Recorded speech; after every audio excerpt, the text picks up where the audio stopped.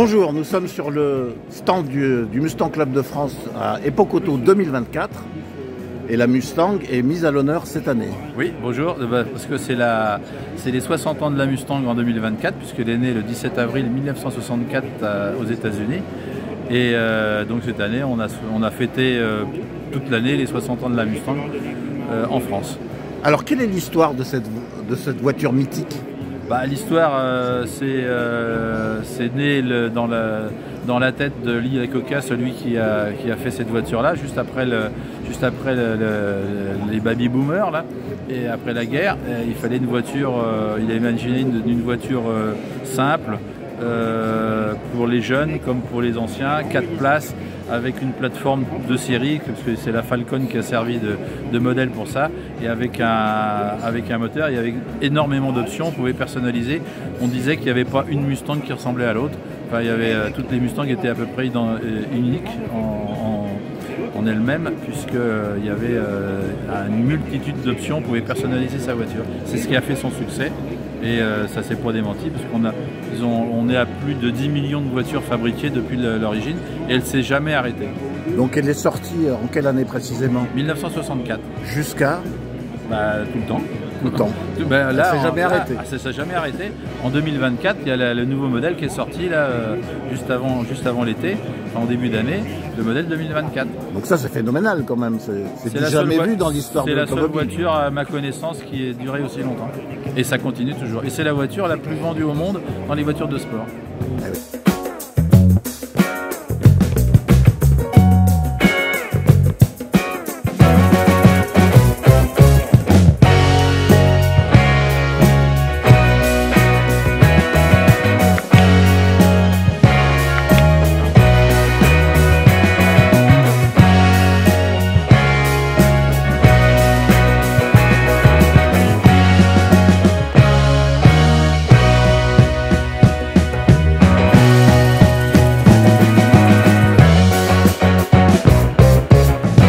Donc c'est une voiture qui a non seulement une longévité incroyable, mais qui a été popularisée, notamment au cinéma. Ah oui, c'est celle qu'on voit le plus au cinéma, genre je ne sais plus combien elle a fait de films. Bon, le plus connu c'est le Bullitt, puisque... Ah oui, l'affiche est derrière vous. Voilà, l'affiche est derrière moi. Mais la première Mustang que l'on voit au cinéma, c'est celle dans Le Gendarme de Saint-Tropez, c'est un film français. Et oui. Et la voiture, on l'a toujours au club, qui a servi au film. Et oui. Et donc là, sur ce plateau, nous avons combien de véhicules et quelles sont les particularités de ces voitures? Là, on a exposé 11 véhicules, donc il y a un panel à peu près complet avec des voitures un peu exceptionnelles comme la Boss 302 là, qui est une voiture absolument neuve, qui a été refaite à neuf et qui est relativement rare puisqu'elle est de 69 et il n'y en a eu que 1100 exemplaires. Sinon, il y a un peu toutes les générations, comme dans les années 70-80, on a fait un petit peu toutes les générations de Mustang anciennes. Et on a aussi la réplique de celle qui avait été vendue, qui avait fait le film avec Steve McQueen. Et il y a un collectionneur un peu fou qui a refait la voiture du film avec les mêmes bosses, les mêmes stigmates à la sortie du film. Alors quelles sont les particularités techniques de ces Mustangs? En général, c'est des gros moteurs V8. Bon, il y a eu aussi des 6 cylindres en ligne, parce que au début de sa commercialisation, on mettait un 6 cylindres en ligne. C'était une voiture qui était relativement abordable, puisqu'elle valait pas plus cher qu'une Golf, une Volkswagen Coccinelle. Et après, les moteurs ont grimpé, mais les 3/4 c'est quand même des V8.